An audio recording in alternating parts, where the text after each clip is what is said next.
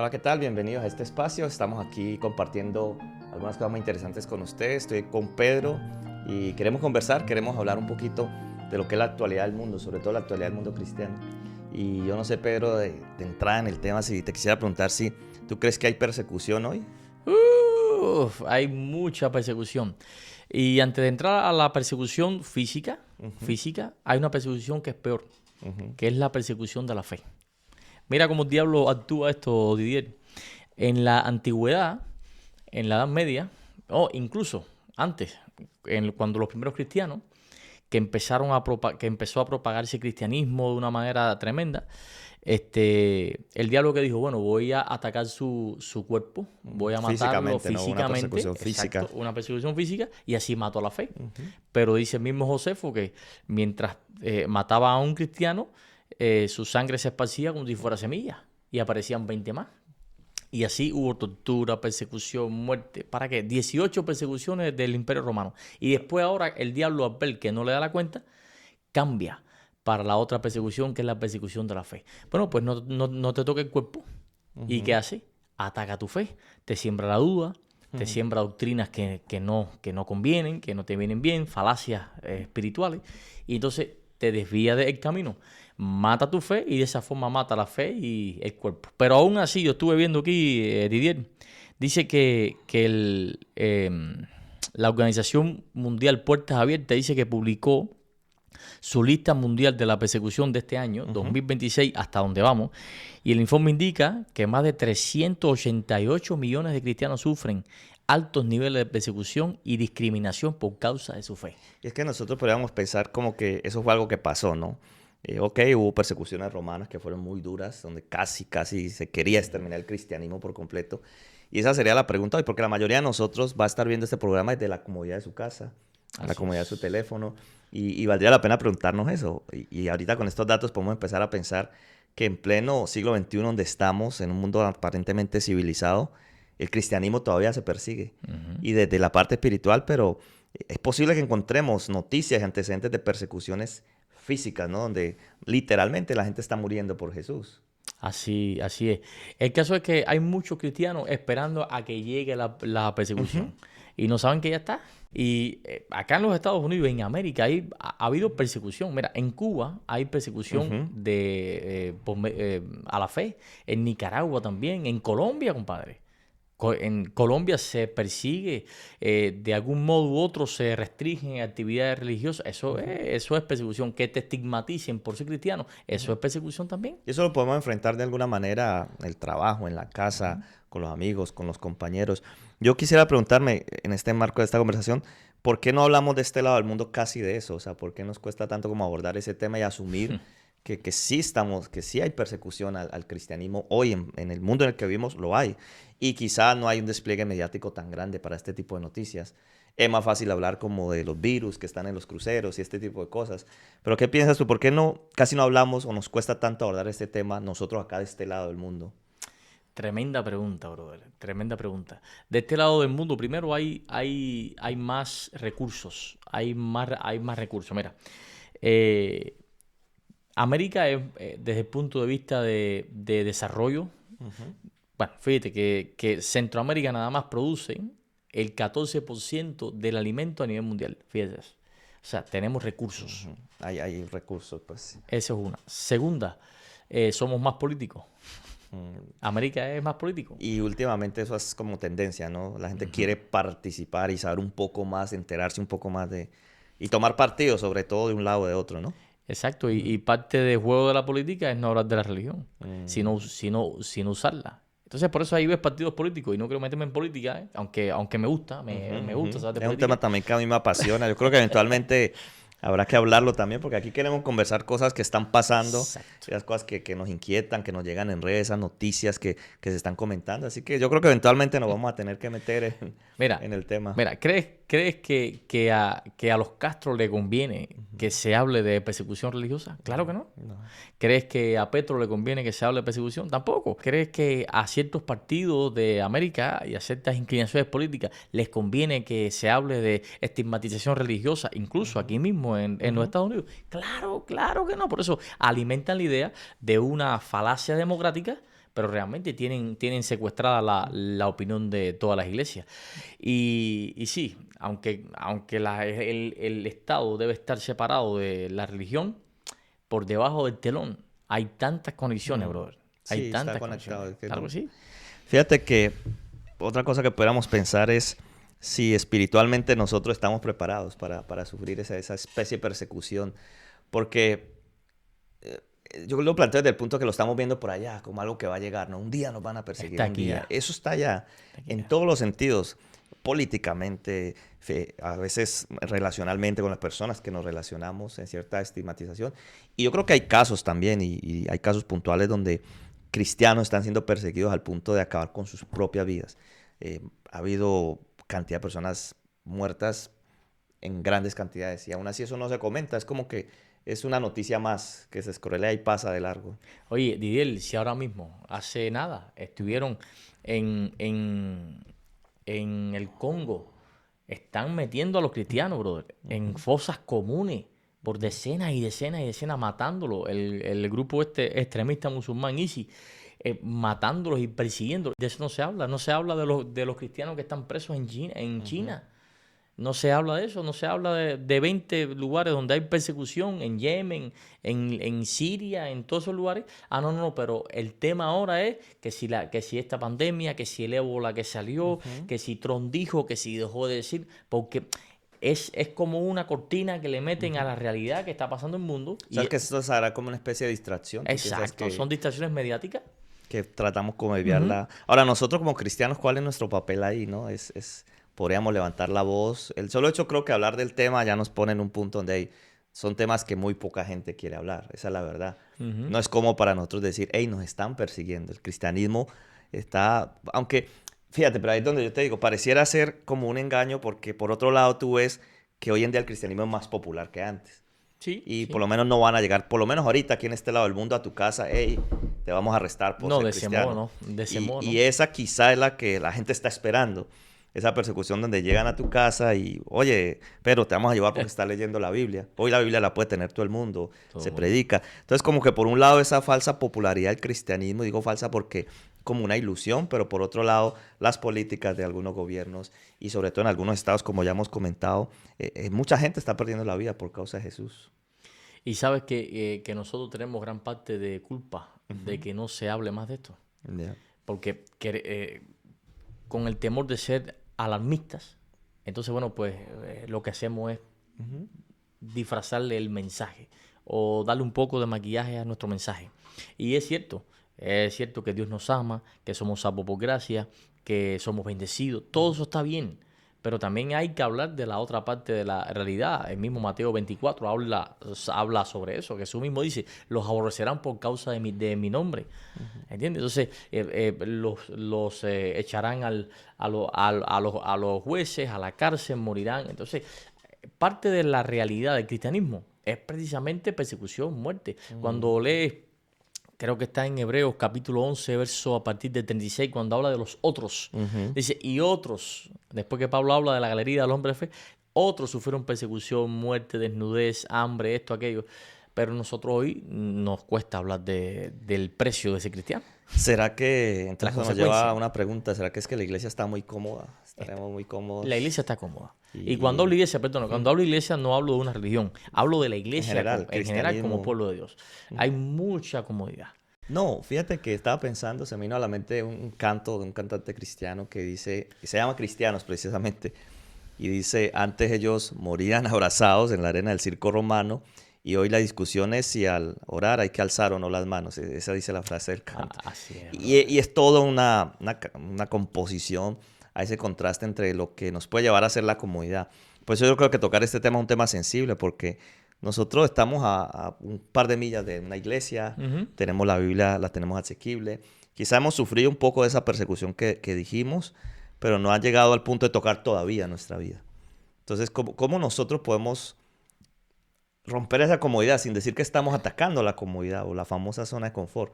Pero más bien, ¿cómo definimos comodidad? ¿Qué es comodidad? ¿Por qué decimos que la iglesia hoy está como muy cómoda? ¿Será el tiempo que vivimos o será como que el país también tendrá que ver, influirá? Mira qué cosa tan curiosa en el caso de nosotros los latinos que miramos para acá. Pero la mayoría de los latinos en sus países eran gente caliente espiritualmente, vivían en el fuego. Ujú. Iban los miércoles para la iglesia, los domingos para la iglesia, los viernes para la iglesia, sábado por la mañana para la iglesia, por la tarde evangelismo, grupo pequeño los martes, grupo.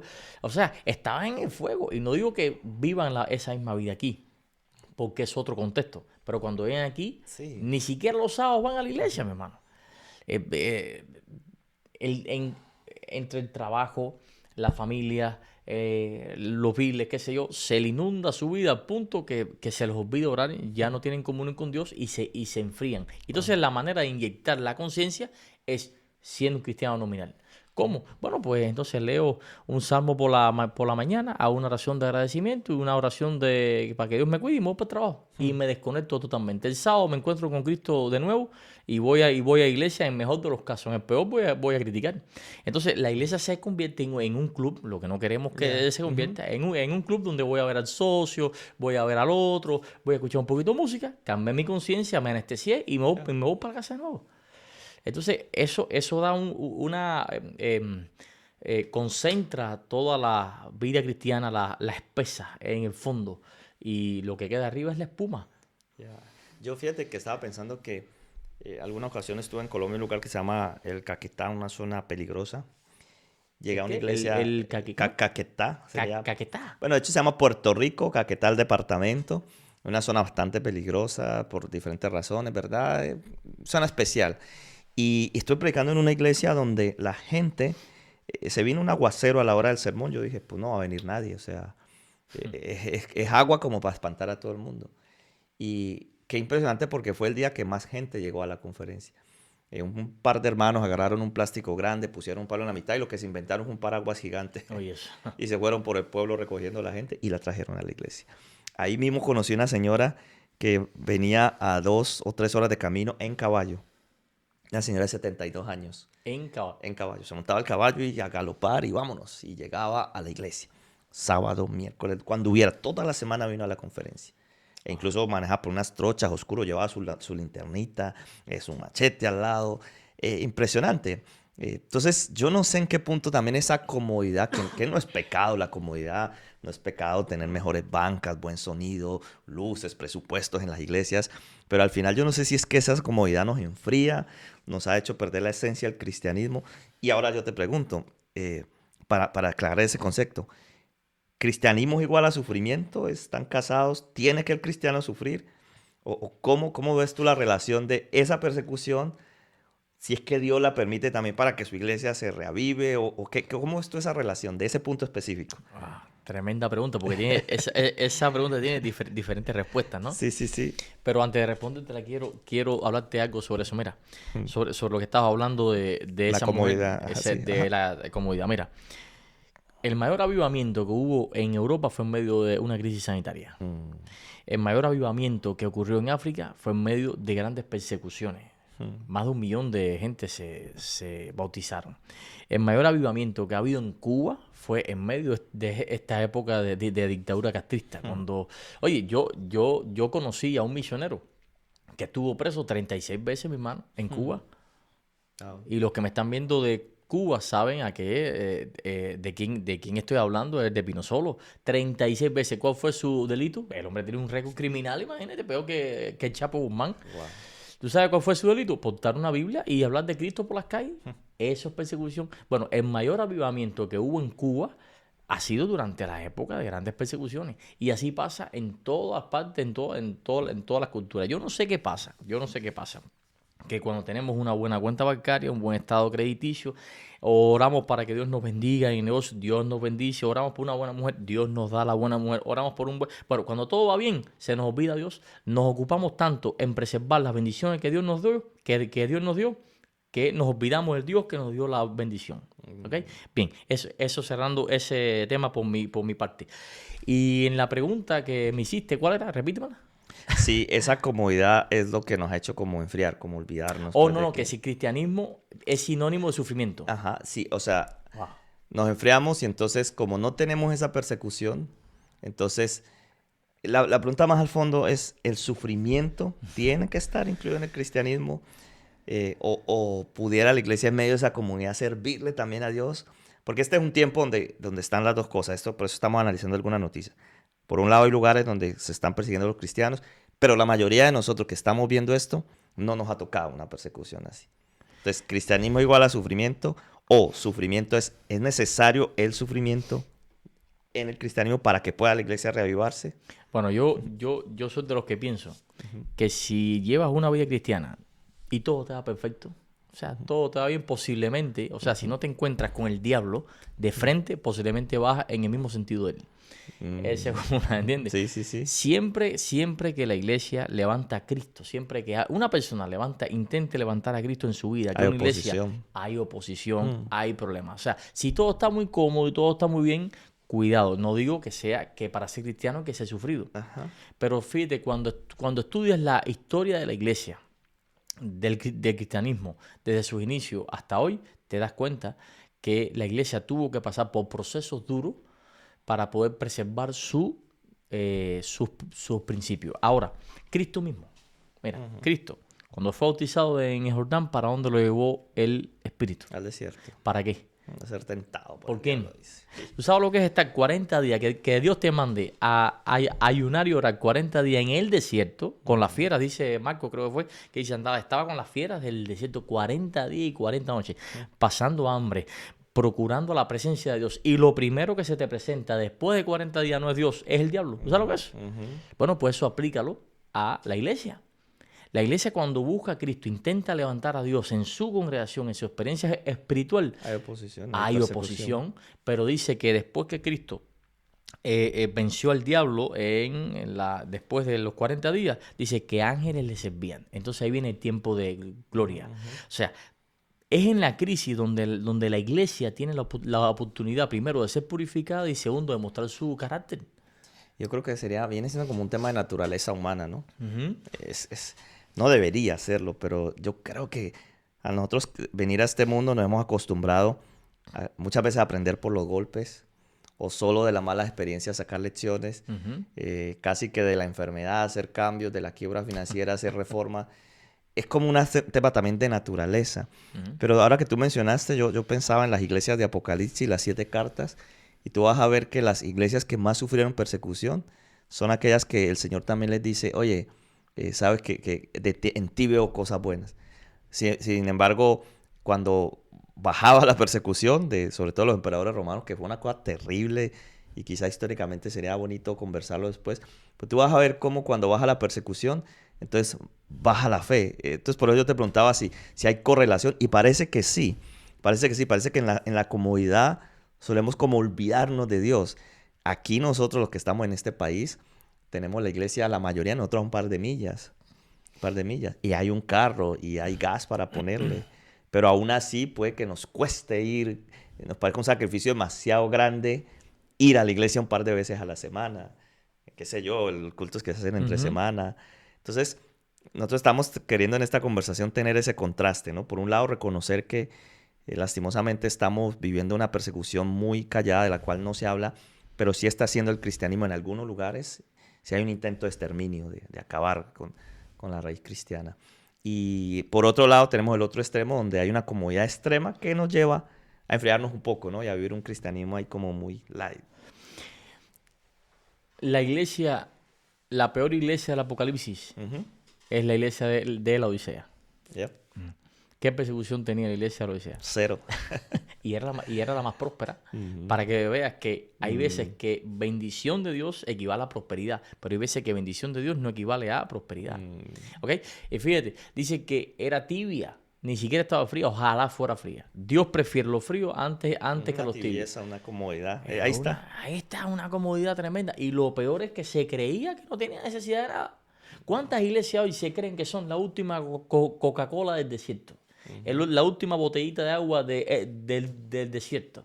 Porque somos una iglesia organizada, porque somos una iglesia que esto es una iglesia, todo el mundo sabe cuándo se para, cuándo se sienta, cuándo decir amén, cuándo cantar el himno, cómo se organiza esto, aquello, lo otro. Y no me estoy refiriendo a una denominación específica, porque yo he visitado muchísimas iglesias en diferentes denominaciones y creemos que porque ya todo está en orden, Bueno, ¿para qué hace falta el Espíritu Santo? Si aquí todo el mundo sabe lo que tiene que hacer, pero es que no podemos confundir una cosa con la otra. El Espíritu Santo siempre tiene que estar presente en todas nuestras actividades espirituales. Y te repito, cuando se intenta levantar a Cristo en una iglesia, ocurre oposición, empiezan gente queriendo dividir iglesias, empiezan problemas, porque ya vas en sentido contrario al diablo y te enfrentas a él cara a cara. Y quizá nosotros muchas veces podemos tener miedo, ¿no? A que esa oposición que nos viene por causa de mantener un cristianismo, entonces preferiría uno como bajarse quizá, Sí. o como ocultarse y mejor, pues como decía alguien por ahí, si no quieres frustrarte, no hagas nada. Y esa será la manera de no frustrar. ¿Qué necesitamos como cristianos a la hora de pensar que vivir con Cristo puede generar persecución? ¿Cuál es la promesa de Dios? ¿Tú qué piensas? ¿Qué nos dice Dios? ¿Cuál es la seguridad que Dios nos da de no tener temor, sea lo que sea que pasemos? Lo primero que necesita un cristiano que acepta a Jesucristo, porque fíjate, hay cristianos que no han aceptado a Cristo. Por eso especifico, un cristiano que ha aceptado a Jesucristo, porque hay quien es cristiano por moda. Ajá. ¿Okay? Pero bueno, la persona que acepta a Cristo, lo primero que tiene que hacer Tider es morirse. No me refiero a que se tire en el freeway, no. Es lo que dice Pablo en Romanos capítulo 8, que dice, por causa de ti somos muertos todo el tiempo, Perseguidos. contado como ovejas al matadero. Y cuando yo leía todo el capítulo 8 de Romanos, que es espectacular para dar ánimo, para dar fortaleza, que llegaba a ese versículo, yo lo saltaba. Me decía, "Oh, caramba, vienes arriba, y de repente tumbas todo el capítulo con esto que hay que morirse por Cristo". Ah, pero hasta que lo entendí. ¿Y sabes lo que está diciendo Pablo? Mira, en una guerra, para que un soldado sea efectivo, tiene que darse por muerto antes de ir a esa batalla. Tiene que decir, me morí. Entonces, esa es la única manera de hacer actos heroicos, de ir al frente de batalla, de cumplir misiones que nadie quiere cumplir, porque se dio por muerto. Su vida ya la dio por perdida. Entonces, es que hace cosas que nadie hace. Y del mismo modo, un cristiano, por eso dice Cristo, quien quiera seguirme puede mí, ¿qué? O sea, quien quiera preservar su vida la perderá. Por eso tienes que darte por muerto. Por muerto. Cristo sufrió desnudez, Cristo sufrió vergüenza, Cristo sufrió desaveniencia, estuvo desnudo en una cruz crucificado. Entonces nosotros no queremos pasar vergüenza, nosotros no queremos sufrir persecución y tampoco queremos morir. Lo primero que tiene que hacer un cristiano es darse por muerto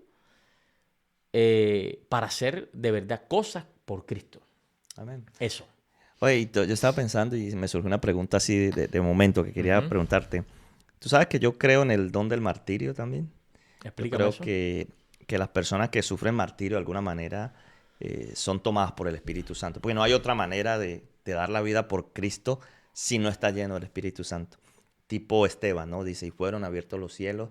Él fijó sus ojos y aunque le llovieron piedras, él estuvo dispuesto. Pienso que humanamente nosotros no estamos capacitados para morir por Cristo. Exacto. Cuando hablo del don del martirio me refiero a que entiendo ya. Independientemente de la situación que vives, el Espíritu Santo viene a tu corazón para que, como en el caso de aquellos que fueron llevados a la hoguera en la Edad Media, algunos hay registros históricos de que morían cantando. ¿Quién puede cantar en medio de una hoguera? Nadie, excepto con el poder del Espíritu Santo.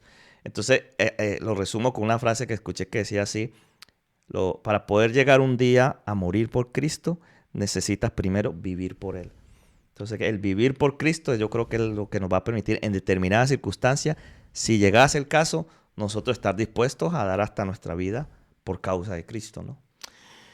Y tienes toda la razón. La única manera de dar la vida por causa de Cristo es habiendo conocido a ese Cristo por el cual tú estás dispuesto a morir. De hecho, la etimología de la palabra martirio viene o sea, la palabra martirio viene de una raíz griega que significa testimoniante. O sea, dar testimonio de alguien, de algo que viste. Ahora, después con el tiempo, esa palabra adquirió otra connotación y es lo que pasó con Esteban. Esteban pudo morir por Cristo precisamente porque tuvo un encuentro con Cristo y dio testimonio de eso y moría por eso. Nadie muere por una mentira, Didier. Sí. Entonces, para poder morir tienes que, morir por Cristo, tienes que conocer a ese Cristo. ¿Cuánta gente yo he visto en mi vida, en mi experiencia espiritual, que se bautiza y luego, después que se bautiza, que se hace cristiano, abandona la fe? No que se va para otra religión, no. Es que abandona la fe y empieza a practicar brujería. Ese no conoció nunca a Cristo. Entonces, es lo que está diciendo. Para poder morir, Por Cristo hay que conocer a Cristo y esa es la única manera de recibir el don, como estaba hablando, el regalo del martirio. O sea, no la situación, sino la fortaleza para poder soportar aún en gozo la situación que estás viviendo. Estelar eso, que el don del martirio, nunca lo había escuchado. Sí. Y tú sabes que al final eso que tú estás mencionando es una de las cosas más fuertes, es uno de los argumentos más fuertes a favor de la veracidad de Cristo, de su existencia. Porque nadie muere por una mentira. Nadie muere, bro. Nadie. Y nadie, pues, suponiendo que el cristianismo fuera una conspiración, una mentira que se logró sostener a través de tantos años, ese es uno de los argumentos que quienes no creen no han podido tumbar. Te hago una pregunta. Te voy a hacer un mártir ahora. No para que te maten, sino un testimoniante. Sí. Cuéntame rapidito. Fíjate, piensa en algo que sabes que estás seguro que únicamente Dios pudo hacer. Solamente Cristo. Conozco que tu mamá hace poco estuvo enferma y yo estuve al tanto de eso. Pero bueno, no sé si es eso o otra experiencia. Cuéntame un testimonio que tú estás convencido que fue Cristo y nadie más. Bueno, mi proceso, yo fui ateo la mayor parte de mi vida, 17, 18 años. Estuve con una convicción de que no hay nada. Pasé en un proceso de agnosticismo porque empecé a ver, sobre todo en la ciencia y en ciertas cosas, tiene que haber algo. Entonces el agnóstico tiene esa ventaja que no cree ni niega, sino que puede que sí. Mi proceso hacia el cristianismo tuvo que ver precisamente con la figura de Cristo. Y esto estoy hablando ahorita de una aproximación inicial, en mi caso fue una aproximación histórica al personaje de Jesucristo. Jesús de Nazaret, los registros de su existencia, los testimonios de su vida, los autores allá antiguos que lo mencionan. Y esa figura entonces me lleva a mí a concluir, bueno, existió Jesús. Y después para allá fue lo siguiente. Sí, hay un Jesús histórico. Hay un Jesús histórico. Ahora voy a buscar lo otro. Y ahora ese Jesús histórico lo encuentro yo, me ayudó a quitar lo único que me impedía a mí ser creyente, y era el tema del sufrimiento, que vamos a tratar más adelante. Oye, ¿cómo está eso que hay que sufrir? Y es un poquito lo que estamos hablando hoy, pero yo creo que lo llevamos a una escala mayor. O sea, sí. ¿Es Dios el causante del sufrimiento? Porque a veces usamos eso como no. Dios te tiene ahí para que aprendas algo. Entonces yo digo, ¿es Dios el que te tiene ahí? ¿Es el conflicto, la circunstancia? Entonces hay una frase muy bonita que a mí me llegó al corazón y dice así: ante el sufrimiento humano, Dios no respondió con una teoría. Dios envió a su Hijo. Exacto. Y Él era Dios. Entonces, mi conversión realmente fue un tema de ver, curioso, fíjate Dios cómo obra. No fue algo sobrenatural inicialmente, sino fue la historia. El verlo ahí, el decir, existió un Jesús, y ahora, ¿quién fue ese? ¿Qué hizo? ¿Cómo vivió? Y se fue colando. La conexión. Y ahora en mi experiencia espiritual, pues yo creo que cada día hemos visto tantos, pero tantos milagros de Dios, donde yo he dicho, tuvo que ser Dios. De hecho, yo tengo un testimonio que lo predico mucho en los campamentos, y es que en medio del momento quizás más difícil de mi vida, yo le pedí a Dios una cosa tan sencilla. Estaba en medio del mar y le pedí que saltara una ballena. No. Y tengo el video.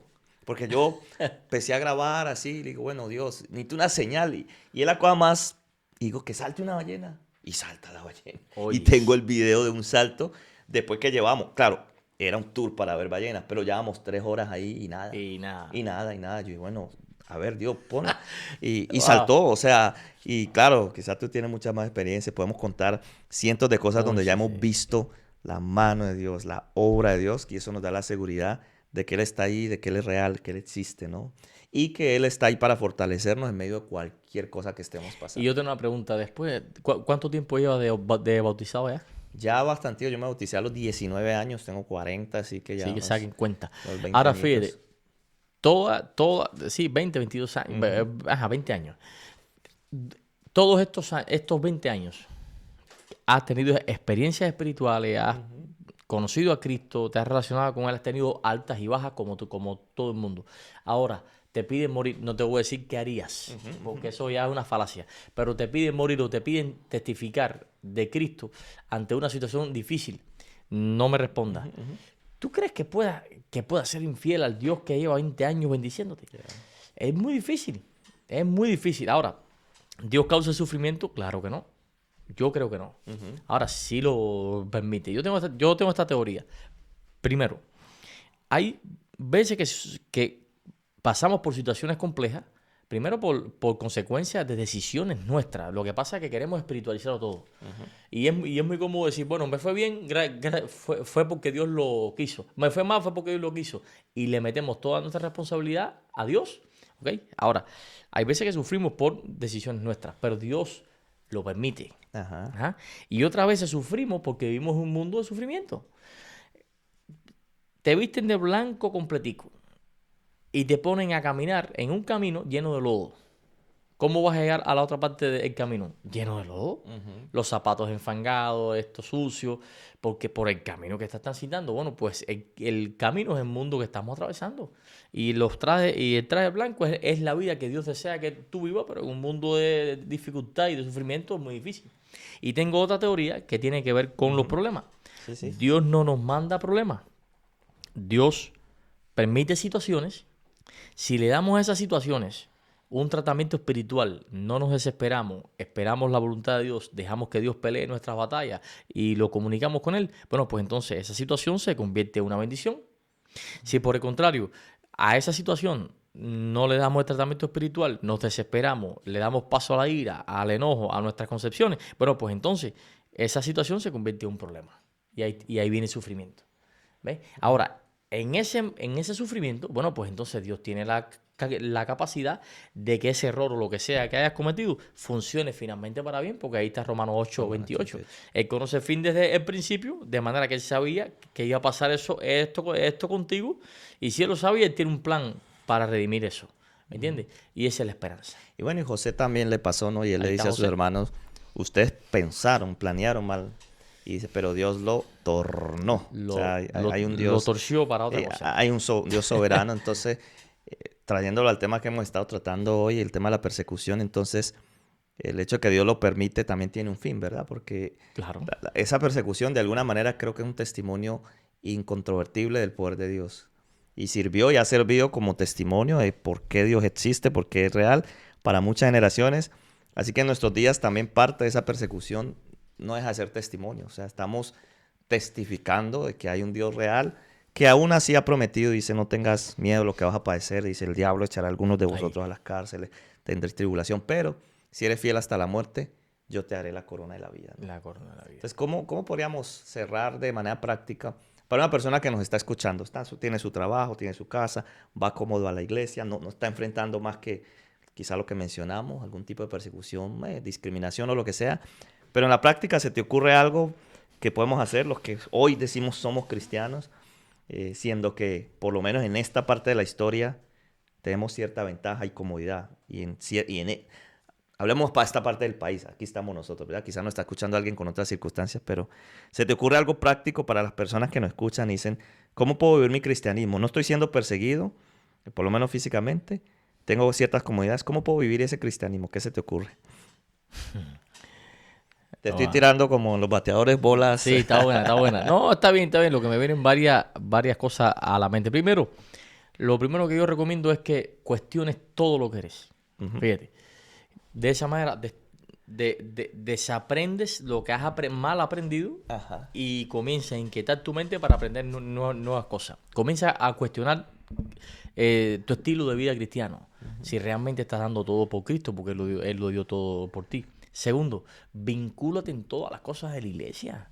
Sé honesto con la Biblia, sé honesto contigo mismo. La hipocresía no es un don de Dios, es un don del diablo. Y es un mal de nuestros días, Es ¿no? un mal de nuestros mundo días. de la apariencia. Exacto, la cultura de la apariencia y sonrío y por dentro estoy comiéndome. Entonces, eso, cuestiona todo lo que eres, reconstruye tu vida de nuevo con Cristo y empieza a... Mira, ¿sabes una cosa? Hay un método para que leas más la Biblia constantemente y para que ores constantemente. Mira, ora cuando no tengas deseo de orar. Y cada vez que no tengas deseo de leer la Biblia, léela. Cuando no tengas deseo de ir a la iglesia, ve. ¿Viste? Cuando no tengas deseo de hacer una visita, hazla. ¿Por qué? Porque estás disciplinándote en disciplinas espirituales y estás creando un carácter fortalecido. Porque estamos en una sociedad, en una generación que se mueve por emociones. No se mueve por principio, ni por responsabilidad, ni por deber. Ay, no tengo deseo de la iglesia, pues no voy, pongo el streaming, pum, y ya, pero no es lo mismo. No tengo deseo ahora de leer la Biblia. Voy a entrar un minutico para ver quién me escribió y quién me escribió en redes sociales. Un minutico, cuando sea así, pasó 1 hora y media. No leíste la Biblia, tienes que irte para el trabajo. Entonces, no te puedes mover por emociones, tienes que moverte por disciplina. Por convicción, Por disciplina, ¿no? convicciones. Eso. Hay muchas cosas que puedo decirle a la gente para que viva un cristianismo práctico, pero figúrate, el tiempo es corto. Pero nada, y otra cosa práctica para evangelizar y para unirte a la misión es dando un like a este video. Sabes que cuando das un like a este video, el algoritmo lo asume y lo promueve, lo promociona a 20 personas más. Fíjate, le predicaste, le mandaste un tratado de social media a 20 personas más solamente con un like. Suscríbete. Amén. Y, oye, ven acá, Montico, porque nos están viendo con estos pullovers que dice el elegido. Cuéntame de eso. Bueno, Elegido es un proyecto que hemos lanzado con un par de amigos para enfatizar y crear un movimiento. Todos hemos sido elegidos para alguna cosa. Y esa falta de propósito es la que muchas veces nos hace caer en otras cosas. Quizá por aquí vamos a charlar, en algún momento conversar de depresión, de ansiedad, esos temas que nos están matando, ¿verdad? Pero yo creo que un poquito de antídoto es el hecho de saber que soy elegido por Dios. ¿Y para qué hace estas este cosas. movimiento? ¿Qué Nosotros lo que inicialmente estamos creando contenido. Hoy estamos haciendo este podcast juntos, que vamos a seguir trabajando. Hacemos Reel, hacemos TikTok, ese es el inicio. Pero queremos hacer otras cosas. Queremos crear guías de estudio de la Biblia. Queremos dar seminarios. Queremos ir a cierto lugar grande, claro. con un grupo misionero. ¿Y qué podemos hacer? Levantar. El año pasado estuvimos con 35 muchachos de Estados Unidos en Colombia, en una de las comunas más peligrosas, en Cali. Y lo más bonito es que los mismos de ahí nos cuidaban. Pastor, cuidado con el celular, me ponían 2 personas allá a cuidarme, caminaban conmigo, me acompañaban, o sea, nadie nos podía tocar. En medio de uno de los lugares que si tú entras por internet, lo hicieron los padres, hey, ¿dónde van los muchachos? Muchos se asustaron, ¿verdad? Pero fíjate lo bonito de la misión, o sea, vamos en el nombre. Este grupo de muchachos, yo no voy a ir en diciembre, va para Angola, en África, trabajar en un orfanato. Entonces queremos crear movimiento, como tú y yo lo estamos intentando. Queremos crear conciencia, queremos crear vida, porque creemos que Dios nos ha dado todo para servirle. Y que, como hablamos hoy, ¿por qué hablamos de persecución? Porque se está dando, no podemos ignorarla, ya lo dijimos. O sea, hay persecución. Está profetizado también. Está profetizado, hay cristianos muriendo en muchos lugares. Y aquellos quienes todavía no nos ha tocado, porque posiblemente nos toque, pues démoslo todo por Jesús. Ahorita, en la comodidad, para que cuando venga lo difícil, pues ya estamos más que entrenados para darlo todo por Él. Así que gracias, Pedro, gracias por compartir, gracias a usted. Si llegaste hasta esta parte del video, pues ya sigue el siguiente paso, suscríbete. Pedro Carriles, Didier Noriega, tenemos canales separados, pero ve a cada uno, dale like a este video donde lo estés viendo. Y bueno, vamos a compartir, vamos a crear movimiento, vamos a permitir que Jesús nos use en el medio de este mundo tan complicado. Así es, Didier. Gracias, brother, por compartir este tiempo juntos. Y gracias también a ustedes por compartir con nosotros. Yo no sé qué tiempo llevamos aquí hablando, pero ha sido de beneficio y de crecimiento. Que Dios te bendiga mucho. Nos vemos en el podcast de la semana que viene. Bendiciones.